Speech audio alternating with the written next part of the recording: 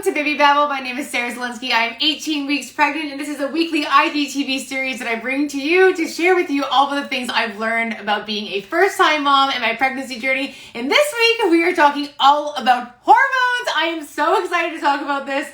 Honestly, I've been waiting for this episode because the past little bit has been absolutely insane when it comes to my hormones.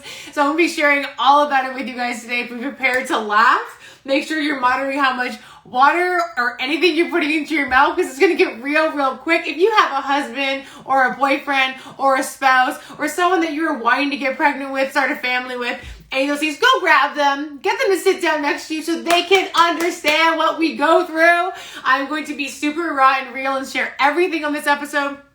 I am pumped. I've ready my notes for this. Yes, I'm so happy you're here watching live. By the way, my girl here helped me name Baby Babble. So, we gotta give a little round of applause. So happy. Okay. Just so for reference, if anyone here is new, I also usually will share nutrition tips, fitness stuff. I will share unsolicited opinions, things like that. And at the very end of the episode, I'm going to talk about my trying to conceive journey and how it impacted my relationship and how it impacted Brock. That was one of the questions that I had that I think is really important to answer in this episode, especially because we're talking about hormones, because it's crazy when you start the journey trying to get pregnant. It's not always easy. And once you get pregnant, everything can change. I love you too, baby. So, all right, let's go in and dive into this. I really think this episode is more of a what we want you to know kind of thing because everything changes. Absolutely mind-blowing. And we see it in the movies, right? We see in the movies, people will come on, they're like, this person's hormonal, you better watch out, you have no idea what's going to happen. Or we're eating massive things of ice cream or being crazy and all these things. We don't like to eat certain things and all of a sudden we love them. Hilarious, right? But the thing is, it's different for every single person. And we watch stuff in the movies, and I always thought they're totally dramatizing this. There's no way that hormones can be that bad. They can be that bad. So last week, for example, was just so bad for me. I've been having issues with my Crohn's a little bit, kind of flaring up back and forth, gas and all this stuff, which also is an added layer on top of hormonal issues. So Brock and I are sitting in the kitchen. And I just finished gutting out this room for our nursery, throwing things out, all the things. And then Brock's just kind of coming in powerhouse. And we got to move this now. We got to do this now. And I have an issue with throwing things out in general. And he just wouldn't let off. He was just we got to move this right now. And I'm just I am not here for this. I'm already emotionally damaged by the fact that I just threw out some things that I didn't even want to throw out. And he's pushing me. And I quite literally, and he's the sweetest man in the world, lost my shit. I was just don't you ever fucking tell me to blah, blah, blah. And I was screaming at him like this, and the windows are open, the people outside, it's a beautiful day outside. He's could you never do that again, please? Could you never, ever do that again? And it was just, and in my heart, I was I am in the right. Me screaming at him like some freaking trash bag of a woman that's just this terrible human. I literally was I'm in the right. He deserved that. No human ever deserves to be screamed at like that. But I did it. And it took about 20, 30 minutes for me to be that was wrong. There was nothing okay with me just losing my shit about him asking me to move something from one place to the other. So we're going to kind of dive into that, what it is and what it means. And please, if you guys have any specific hormonal stories that you remember specifically from your pregnancy or you're going through or walking through right now, please share them so I can share them because I know that I'm not going through this by myself. I know that it is normal. Oh, my girlfriend's going for a walk right now. Dang, I would have totally gone for a walk with her. So here's the thing, okay? I need to put my notes here so we don't miss a dang freaking thing. How do I describe hormones, okay? Hormones are these little angry trolls that live inside you that just poke at you, and when other things are starting to irritate you, it just goes, yeah, that's pissing you off. Yeah, and it's cheering you up. You get mad, you get angry, you go after it, you tell them they're in the wrong, you put them in their place. They're these little angry little demons that live in you, and they're you can do whatever you want. I got you, boo. There's nothing you can do wrong. They support you in the way that no human should. They're like that bad friend. They're like that bad friend that's yeah, jump off that bridge. You'll be fine. You'll be good. This is a bad thing. You just flick it off your shoulder and just never talk. That's your hormones. okay? And there's 3 types. So if you've been here from the very beginning of my series and my pregnancy journey, you would know that when I first started and I went and I had my first visit with my GP, they checked everything for me, and they checked my urine and stuff for like my HCG levels, which is one of your main hormones when you're newly pregnant. And they were like, they do a dipstick and they check like how dark it is. And the girl comes out, she goes, "Are you having twins?" I'm like, "I could possibly be having twins. I'm not exactly sure yet." And she's like, "Apparently there's only one in there. I don't know." And she's like, "Because you're the most pregnant woman I've ever seen in my life. Like, your stick was like, it usually is like purple." She's like, "It's like black. Like, it's almost like black purple. Like dark. And I was like, "Oh my gosh." She's like, "You very pregnant." So she's like, "Your hormones must be insane." I'm like, "Girl, you don't even know. Like, we're just starting here." That was at like 9 or 10 weeks. Oh my gosh. You had several of these moments. It's nuts, right? Shauna, I kicked Rob out of the house as we were moving to a new one because I was cranky. Yes, and the thing is, like, it feels right in that moment, right? Okay, so here are your 3 hormones. So if you have your man next to you, he can understand the 3 different hormones that we have. 1, this is our HCG, okay? Your HCG is for your placenta, so helping your baby grow, all the things that in there, which you need it, okay? You need it in your little pouch here. But it also is what's going to contribute to your nausea and your tiredness. So if you're tired and you're cranky and you're just like, you have no energy and things like that, that's your HCG being really high. If you remember my beginning of my journey, I wasn't really nauseous. I felt like I was hungover quite a bit. And I also was like really struggling with my insomnia, still kind of struggling that way. Second hormone you have is your progesterone. Okay, so this is what helps your baby grow. So we want the progesterone. Here's the thing. We want these hormones because when they work on our insides, they help our baby grow big and strong. But when they react to our bodies, which no one wants to deal with that shit, okay? So it also contributes, so it's great, right? The things that help our baby grow also give us upset stomach. It makes us have cramps. It makes our legs get swollen. It allows us to have that boob pain, which I had very early on. 1 week into conception, I was like, ow. Like, I didn't do a lot of chest. Ow. Like, that's 1 week after. So I've been very pregnant from the very beginning. It's either he's got super sperm or I've got super eggs. Me having super eggs, but like, that's your progesterone, okay? So if you're someone that's like, "Oh, my titties hurt all the time," that's because your progesterone levels are going to be much higher. And what happens when we're sore and when our boobs hurt and when they get bigger? Everyone's like, if you're in a relationship and that person likes your boobies, they're just going to want to grab them and squeeze them and all the things because they look great. As we all know from last episode, last week, Rob's like, the biggest perk of pregnancy with Sarah is her tits. So you better believe that those have been very much in pain ever since the beginning of pregnancy, okay? The third one that we have is our estrogen. So that's for your placenta as well, but that's the one that makes you fucking crazy. So I don't know what movie it is. I was talking to Brock about this yesterday. It was like, yes, major boob pain early. Now mine are just big and just sitting there. Like, I mean, they haven't really gotten that much bigger. They don't hurt as much, but they're just there. So for the crazy and emotional pain, there was a movie, I can't remember what movie it was. Name that movie, you'll win a prize. It's the movie where they start putting estrogen, I think, in his coffee, or estrogen in something. I think it was, oh my god, it's that movie with, is it Knocked Up? Maybe it's Knocked Up, where they start putting estrogen in his coffee so he can understand what she went through, and he starts getting like moobs and like getting like really hormonal and like crying over things. That shit is real. Like, I've told Brock, I'm like, do I need to start putting estrogen in your coffee and you won't know that all of a sudden you're going to understand exactly how I'm feeling? Because that's the one that makes you crazy. The estrogen is the one that makes you batshit, mo-fuggin', I'm going to scream at you, I'm going to get mad and want to sit down, eat a tub of ice cream, and like lick a window shit. Like, that is literally what your estrogen does, okay? So the biggest thing is, for any of you men that are watching that do not understand hormones, okay? We don't want to experience it. And 9 times out of 10, it is knocked up, right? Yeah! See, the process of like talking things out loud just makes it come to you. So the biggest thing is that we just want you to support us, okay? And I want to go through, I have a list of things we want you to know and understand.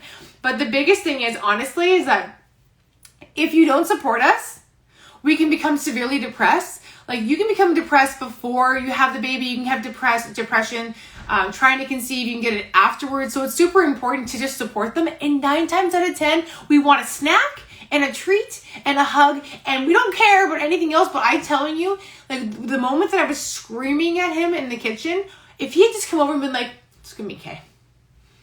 Come on, boo, give me a hug. Like, I would have been like, okay, I'm fine, sorry, I didn't make you do it. But then we just had a standoff, like, in the kitchen, and it just didn't get better, right? And I was like, okay, we need to find a way to make this work. I need him to understand what's going on. Thank you! So sweet. He's taking the chicken out of the oven for me, because I didn't want the beeper going off in the background. He's like, see, he's amazing. Thank you for supporting me! Okay, so we are going to walk through this really quickly. So if you haven't grabbed your human, grab your human now, because here's the list. Get your pen and paper out. I want you to understand. Here are the things we want you to know, okay? And I'm going to need some amens up in here, or some hallelujahs, or some yeses, or some add to the list kind of things from you, okay? And this one is blood orange, and it is delicious. So freaking good. All right, number 1. Our minds are absolutely fucking racing. And I mean racing in a way where we are questioning everything. We are questioning what is happening in our minds, in our bodies. We're questioning if we're going to be able to do this for the rest of the time. We're questioning about, I question all the time, how the heck I've gone this long without having a glass of freaking wine. Like, I'm a champion. Like, I need a medal. I'm 18 weeks sober, to be honest. I'm 18 weeks, and I'm proud of that, okay? The other thing is that, like, we're just literally worried about everything. Like, when it comes to, like, normal things, we're trying to tackle life normally. And I don't know about any of you, I had anxiety before I got pregnant. So just dealing with the normalcies of life, I'm anxious. And then on top of that, you're trying to figure out, can I do this? Is this going to happen? Like, what happens if this happens? What happens if this doesn't happen? Like, every time I get in my damn car, I think I'm going to die. I get in my car and I see one person like, whoop. Whoa, I'm like, I want to die, it's going to kill me. And then I think, what's going to happen? I'm getting in the car, and then police officer's going to come. And what am I going to tell them? Do I tell them when I'm pregnant? Do I tell them what the person did first? How do I leave with this? What happens if I die and this fetus lives? Somehow this 18-week-old fetus lives, and I leave Brock with this baby alone. How's he going to do this? Is he going to make it? Is he going to marry someone else? That is where your mind is going. Like, I cannot control those crazy paranoia, nutso banana thoughts. Or you have, like, the sex dreams. Let's bring that into effect. And the same thing is, like, you wake up, you're just like, what the hell is going on? Like, this is not normal for me. And it doesn't stop after you give birth. Great. Thank you. Can't wait for this to continue for the rest of my life. But it's just like random paranoid feelings that are just like, they were never there before. And they're just there all the freaking time. Okay.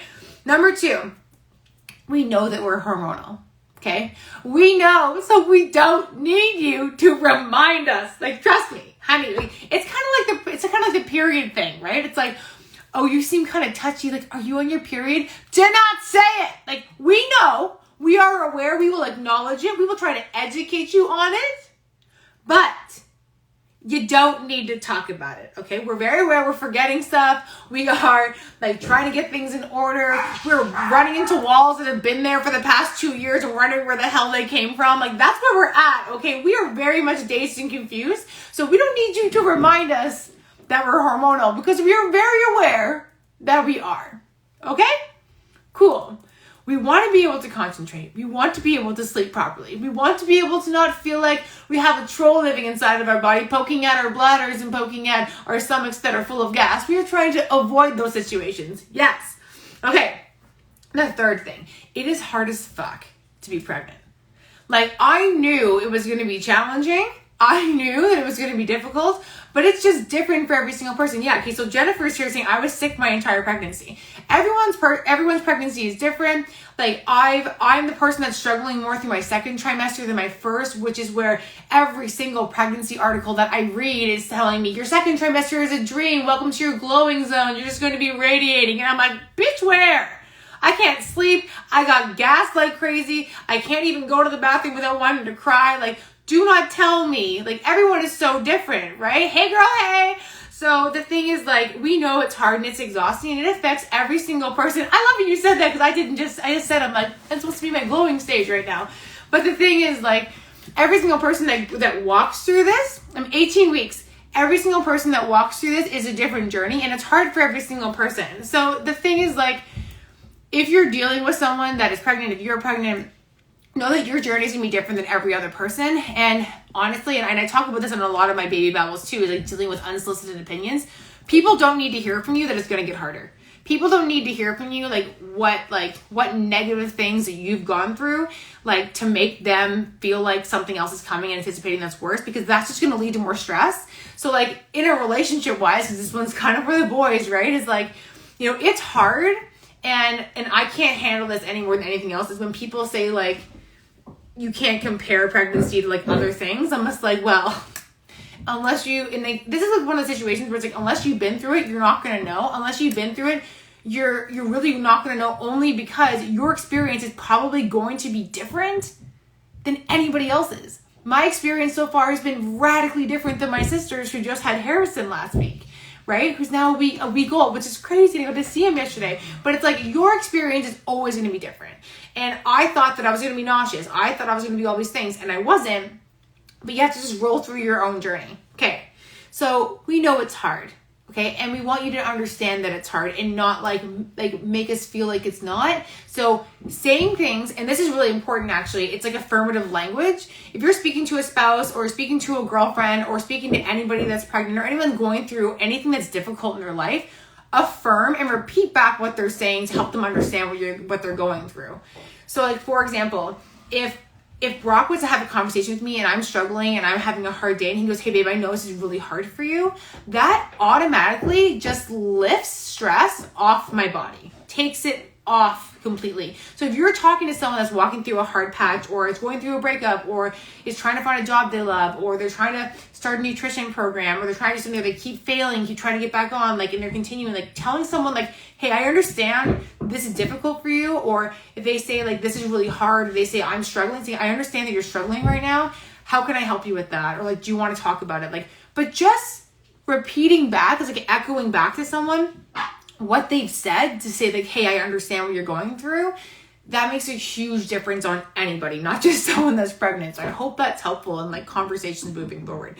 Okay, the next thing, this is a good one. We don't actually want to complain. I know I'm sitting here and I'm like, okay, all I want to do is talk about all the crazy and funny stuff, but we don't actually want to complain. We really want to talk about all the great things and the good things. So it's like, the more that we can like talk about those things and talk about the great things that are coming and the planning and like picking the names and things like that, like that's what's really exciting, because we're really trying to keep our cool. And I think that that's what's really, really important. Like, I'm constantly trying to just be like, cool as a cucumber, not freaking out. I start getting irritable. I'm like, hey, how can I change my state? Like, do I need to like put some music on? Do I need to go outside, go for a walk? But like, you start feeling the irritability coming on, and it's like, it's almost like a mental practice. Like, I have to like really, really try to consciously be like, do not get angry. Like, do not get frustrated. Like, do not freak out. Like, keeping lists and just checking lists off so I don't forget shit all the time, because we don't want to freak out at all. So when we do, forgive us, please, because we're not trying to.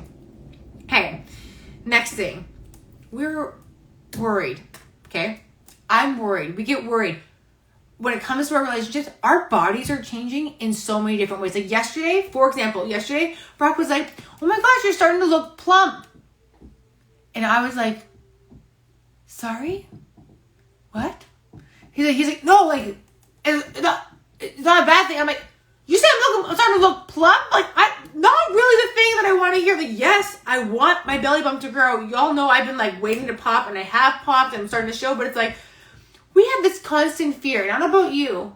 I know for myself, constant fear of like, am I still cute? You still think I'm looking cute? Like, am I good? Like, I'm starting to break out and stuff now, like a little more. And I'm like, what am I, 14 again? So like, I'm starting to have those little moments of like, does he still think I'm attractive? Is he going to start looking at other women? What's going? I mean, and like the little hormone in the back of your head starts telling you like, hey, you still cute? No?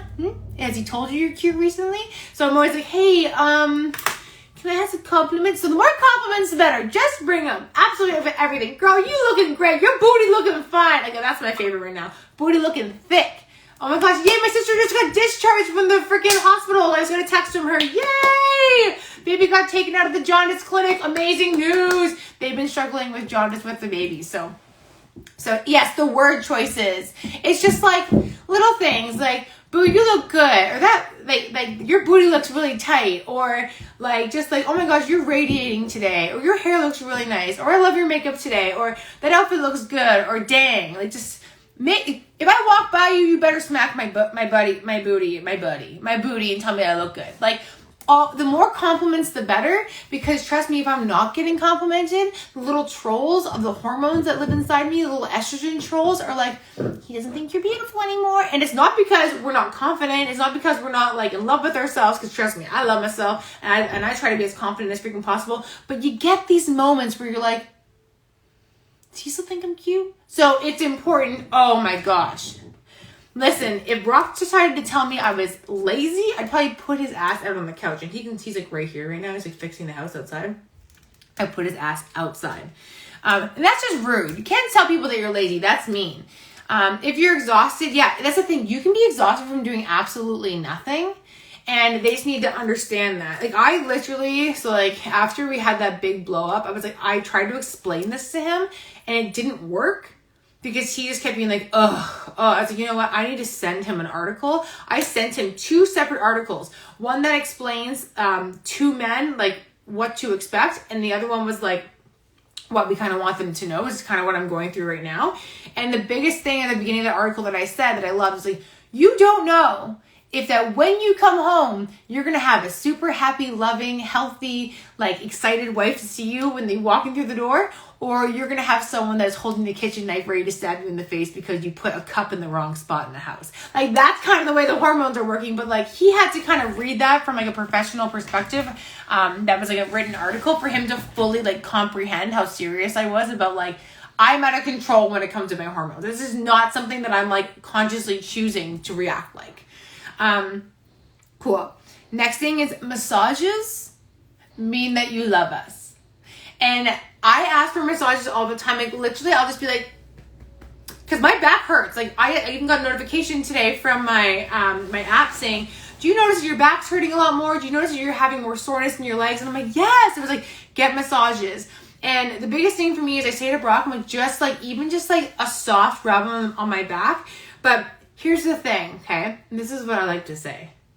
Listen, your hand getting tired for about 15 minutes is absolutely nothing what my uterus is going through. And if you don't want to use your hand on me for 15 minutes, you can use your hand for the next 6 months. Okay? That's going to be your toss-up here, because I need them so I can have relief, or I need your visa so I can go and spend all the monies on all the massages that you're not going to give me, and then you can use your own hand for yourself for all the other things that you would like that I will not be able to help you with, because all I want is a little foot massage or a back massage, and how about that? So I think for the 9 months of carrying a child and not being able to have my favorite wine and certain favorite foods, you can rub my back or rub my feet. So massages are very important, help relieve our stress as well. This is actually really funny. I don't know if I should share this or not, but I'm always just like, happy wife, happy life. And then our friend Nick was like, happy husband or a fuck your cousin. And I was like, oh my God. So anyways, there are plays on everything that might make you laugh. I literally died. Okay, here's the next one. Something that we worry about all of the time. And I don't know about you. I worry about this quite a bit.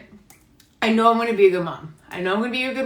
But I question it sometimes. And it's because of the hormones, right? So like sometimes we're wondering if we're going to be a good parent. Sometimes we're wondering, how is it going to go? Am I going to be able to do this? Because especially like for right now, like I'm dealing with exhaustion right now. I'm dealing with insomnia right now. Part of me is like trying to think positive in a sense where I'm like, okay, if I'm going through this right now, it's just to prepare me for when baby's here so I can have the energy and be able to wake up and be able to do the things and be able to feed and da-da-da-da.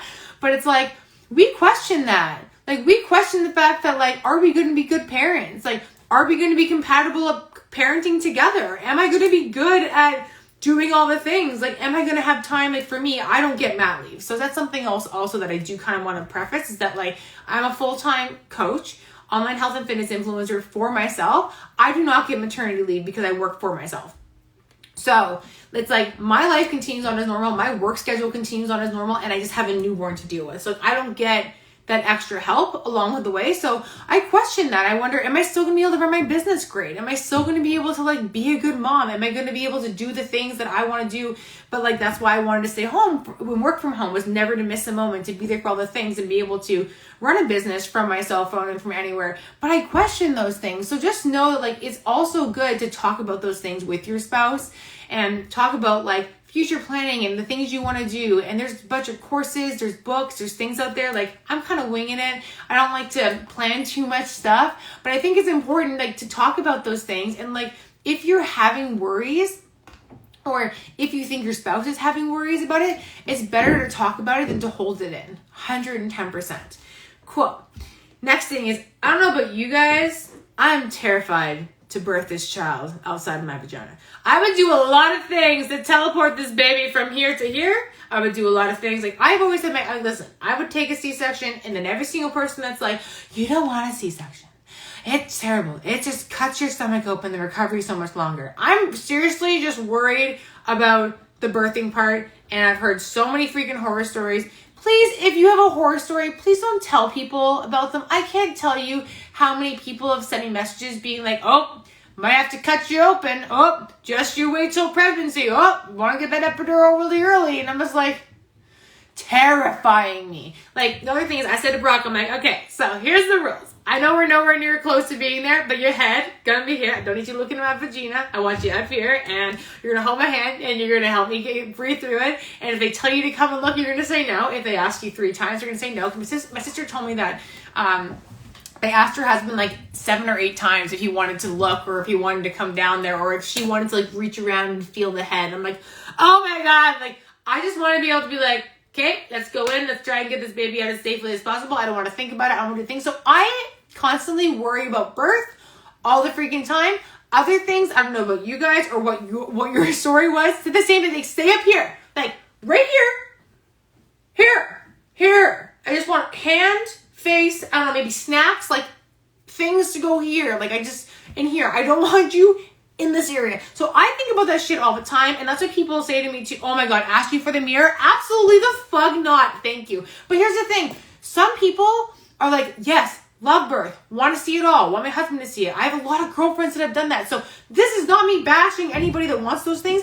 This is my paranoia. These are my thoughts. These are the things that I feel. And I know other people probably feel the same way. But like, I just like trying to get through the motions of this, and then your hormones on top of that telling you like, these are different people's situations. I'm in an August Mamas group. Love it. Scares the shit out of me half the time. People sharing their birth stories and all the things. And I'm like, oh, dear Lanta. So we're scared about birth. Because if you're a dude listening to this, please imagine someone telling you you had to birth a child outside of your penis or your butt. Even if your butt, that's a little bit more relevant for you. But you had to push a baby out of your butt. No pain meds. You excited about that, bro? I don't fucking think so. Like, that's scary shit, okay? I'm pretty sure if you had the option to eject baby in a different way, you'd be very excited about that. So remember, that's a constant thought in the back of our mind, especially for me. I don't know about y'all, but especially for me. Okay, next one. This is awesome, okay? I don't know about you. I've studied the shit out of Brock's face, out of his body, out of his family, out of the kids in the family, out of my family. Like, I feel like if I had to sit and close my eyes and describe exactly what Brock looked like, or exactly what my niece and his sister, his family, my parents, all my nephews, like, I could just describe everything as if like I could just draw it and sketch it everywhere, because I'm just like, what is the baby going to look like? My hormones make me think like, maybe they're going to get my eyes, maybe they're going to get his nose. What if they get, and then I go into paranoia of like, what if they get all the things that we both hate, and then our child just looks like this mutant freaking savage psycho weird looking alien thing? Like, could you imagine? Like, that's the kind of stuff that happens though. It's like, you see 2 very, very beautiful people have a baby, and you look at the baby and what the freaking milkman happened here? And like, that's kind of where I get to. Like, my hormones get me to a place where I'm like, what if they get all the great features? What if they get all the bad features? Like, you study the crap out of everything. Like, I just made a random comment the other day. I was looking at Brock and I was like, what? What happened to your tooth thing? Like, my teeth are crowded on moving down here, but he's always had like perfect teeth because he had like crazy not perfect teeth when he was younger. It has like a bar down here and it broke, and I was like, are your teeth shifting? He's like, are you inspecting my face? And I was like, oh no, I already know. I've already inspected the shit out of your face because I'm trying to put all my favorite features about you together for our child. He's just like, sorry, can't control it. It's just the way that I work. It's just the way that my mind works. So we stare at you guys. We're like trying to decide like what is our baby gonna look like, trying to figure all the things. So we know all the things about you. Next thing here, it's not my fault. Like, it's just like this motherly thing that we do, okay? All right. Something else that is a massive stressor for us, breastfeeding. Can we do it? Do we want to do it? Is it going to work? I personally have this exceptional fear of nipples. I think they are weird and gross. I'm like not really excited about that interaction at all. Personally, I'm going to try. If it works, great. If it doesn't work, fine. I will bottle feed or I will formula feed. I don't want to if I don't have to, but I will because I know lots of kids that were formula fed and they're beautiful, like my niece Charlie. Absolutely amazing. But the thing is, like, that's a constant struggle. That's a constant fear where we're just like, what if I can't? What if it doesn't work? Are people going to judge me? How long do I have to do it for? What kind of pump do I need to get? Things are expensive. I don't have insurance. How do I do this? Like there's a lot of things, and things are different from Canada, USA, like all the different places. Like everyone's telling me they're getting breast pumps like off their insurance and all this stuff. And I'm like, I don't know if we can do that. I don't have insurance anyways anymore. So it's like, I'm doing all this on my own regardless. But I'm just like, I don't know. Like, I don't know if I can do it. I don't know if I'm going to be able to like hold a child and walk around and try and do things in my house. Like that is a constant struggle too, because listen, boys, again, you're not pushing the baby out and they're also not latching onto your nips trying to freaking pull milk out of you. All right. They're not. If you like that, I can get you. Oh my gosh. Do they make milk bras for men? Shut the fuck. Oh my God. Do you know what I thought about? I'm getting the nano baby bottles. Oh my gosh. I'm going to do it. So oh my gosh. You guys are going to freaking die. Okay. So I'm getting the nano baby bottles. And they're round like this. So that when the baby puts their hand up on the bottle, that it feels more like a boob. It's like round. And I'm going to have a bunch. Guess what I'm going to do? I'm going to put them in a bra. A sports bra, like a breast milk feeding bra, and I'm gonna stick them out like this, and then I'm gonna get Brock to breastfeed. Yes, I'm gonna do it. It's gonna be freaking awesome. I bet you're saying that you think they do. Perfect. I'm gonna do that because you know what? I'm not doing it alone. No. So we're gonna get that. That's gonna be on the registry. My dad's probably going to buy that. I'm pumped. All right.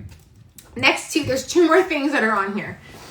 We stress out about the relationship. So I stress about this. Anytime Brock says things like, oh my gosh, here goes my golf game, or here goes this, or life's going to change, like it gives me really bad anxiety because I know for myself, like when we made the decision to want to decide to have children, it wasn't because I wanted our life to drastically change. It wasn't because I wanted to stop golfing, I wanted to stop going out for lunches, I wanted to stop spending time with my friends, I wanted to stop working out. Like, I wanted to start a family and have the baby become a part of our family, not the baby change the complete dynamic of our relationship and the family and things like that. So super important that that's something else that you understand, is that we're constantly worried about that, right?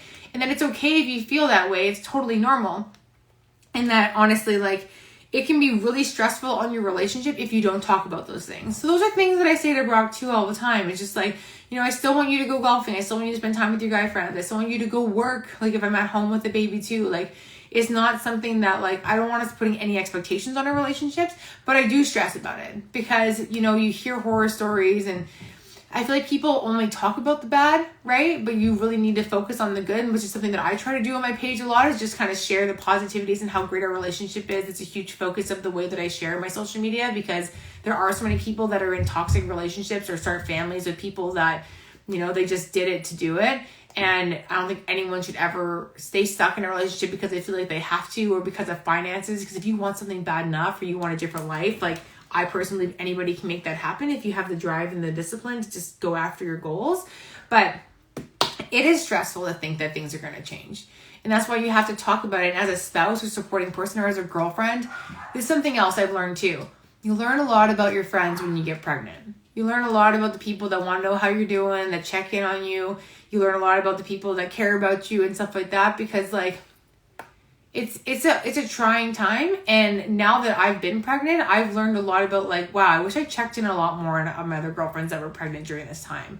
So like, know that like as a supporting friend, if you're watching this, or as someone that is pregnant too, like know that it goes both ways. Like we can reach out in so many different ways in relationships, not just like emotionally with your family and stuff or the person that you're with, but with your friends and stuff as well.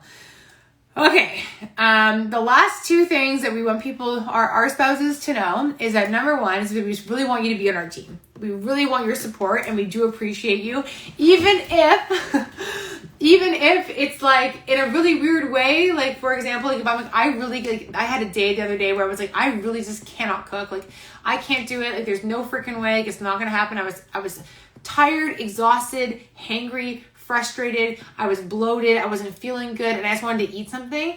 And Brock is no chef. Love him to bits, such an angel, no chef. But he's like, you know what, I can make eggs. And I hate eggs, okay? I hate them. I've been trying to eat them since I got pregnant. I've been really struggling to get protein in, which is why I'm trying to do the chicken thing. Usually I eat vegan, but I've been trying to like change things since I got pregnant.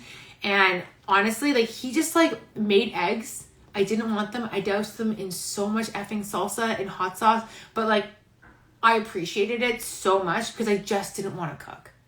So like little tiny things, like just choosing to cook something for us, or choosing to even pick something up on the way home, or just like little tiny things go a really long way. We just want you to be in our corner and on our team. And even if we don't make any sense, honestly, hugging us, like giving us a bit, like giving us like love, complimenting us, and just like letting us know, hey, I'm in this with you. I know you're struggling right now, or like, you know, you're doing a really good job. Like hearing that too is like, I'm really proud of you. You're crushing it. Even if you feel like you don't, like it really goes a long way. Like it goes a huge way for us just to hear those tiny little things.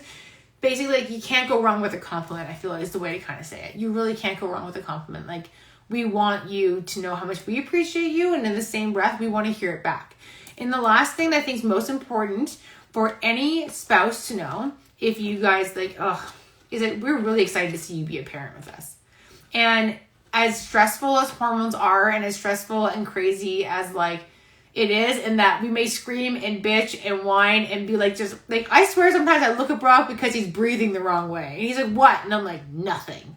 Like at the end of the day, we're just really excited for you to be a parent with us. And like for me, like honestly, yesterday seeing my sister and her husband, oh my gosh, seeing my sister and her husband with their baby boy, who is super tiny, so small, and like just the way that they're interacting. And my sister used these exact words. She said, you want to fall in love with your husband all over again? Like just wait till you have your baby. And I feel like I fall in love with Brock every single day all over again. Like I love the shit out of him so much. He's so amazing. Like that's a relationship I want for every human out there. I think everyone deserves to have that kind of like beautiful love where you just look at that person and you get butterflies every single day.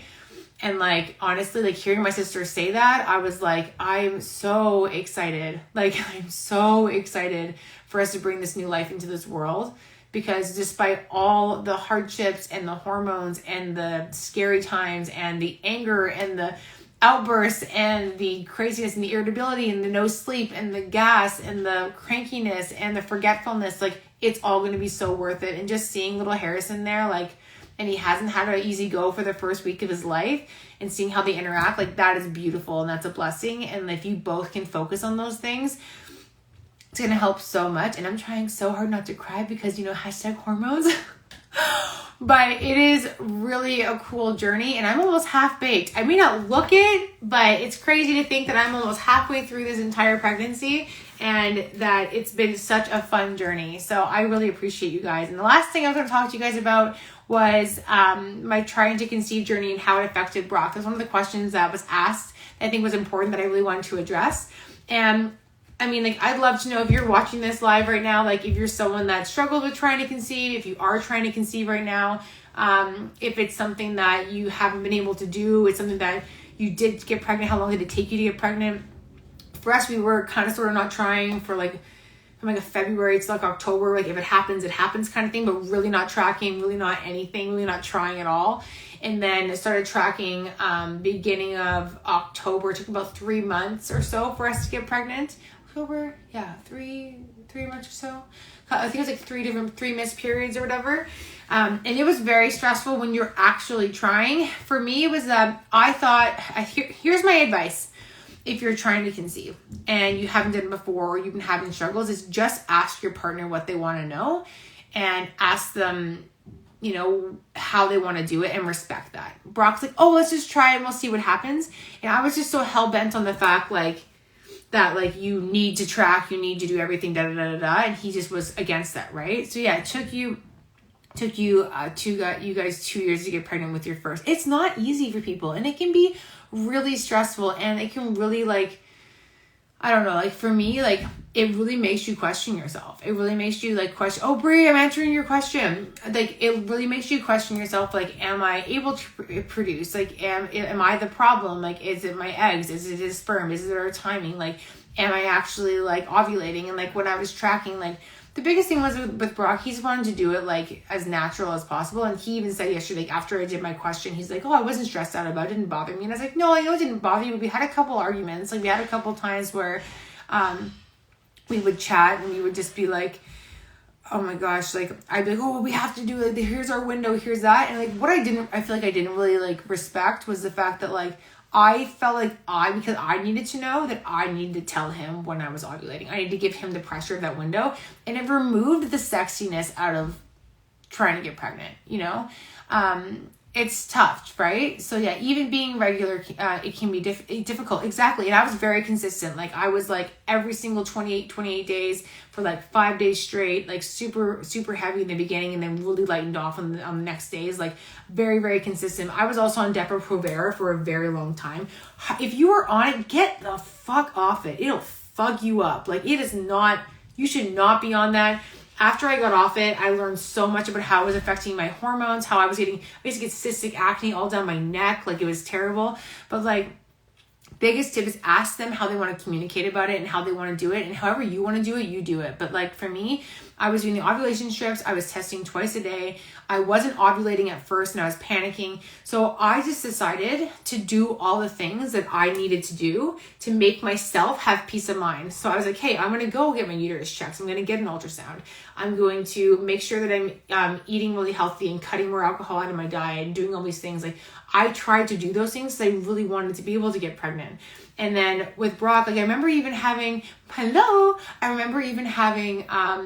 moments of me not judging Brock, but me being oh, we shouldn't eat that, or we shouldn't drink that, and kind of stressing out. And I feel adding those stressors to trying to get pregnant makes it so much more difficult.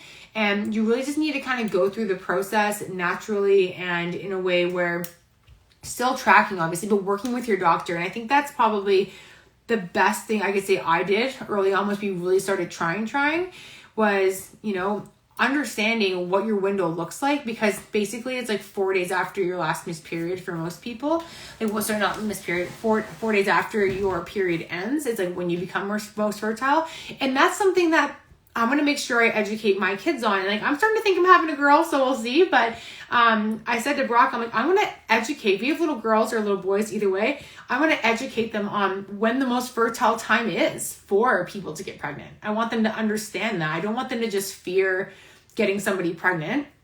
I also want them to understand it's not easy to get pregnant, but if it does happen, it's a very high risk if you're not using protection, but at the same time, letting them know that this is when it happens, right? Because I feel people don't know.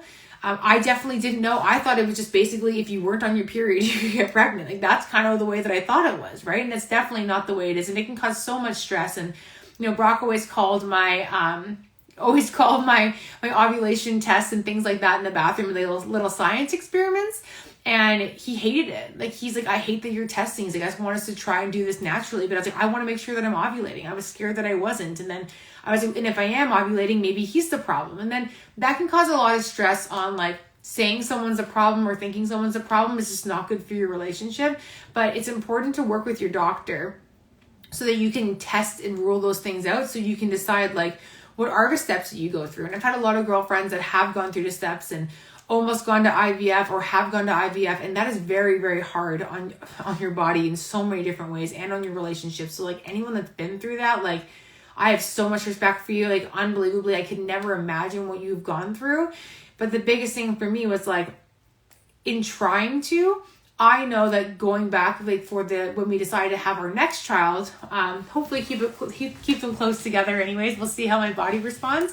But I know that moving forward next time, I'm going to test. I'm going to do what works best for me to make me feel confident, but I'm still going to try and keep it sexy. I'm still going to try and, make him feel comfortable, like plan a nice dinner and have a glass of wine and like get down looking good in some lingerie or something, right? But like, I don't want to do what I was doing before at the very beginning where I was like, hey, here's our window. Like, because I would have open conversations with my sister on the phone and she'd look at my ovulation chart and she'd be like, okay, like you have to have sex here, here, and here. Or like, don't do it every single day here. Like let your bodies get back to whatever and build all the things back up in your body. So like, I'd say like my biggest advice for like us that worked for us in conception was 4 or 5 days after my period stopped and being like one day pause, one day pause, one day pause. And then I would, if I started seeing my ovulation come up but didn't spike yet, I try and have sex 2 or 3 days before then.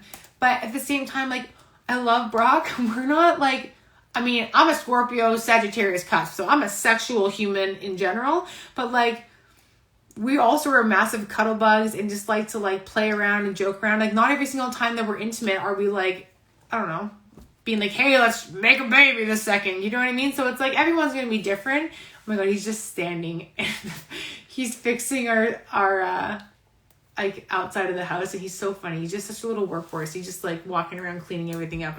He's adorable. I just fucking love him. But anyways, I just think that you need to figure out what you want to do.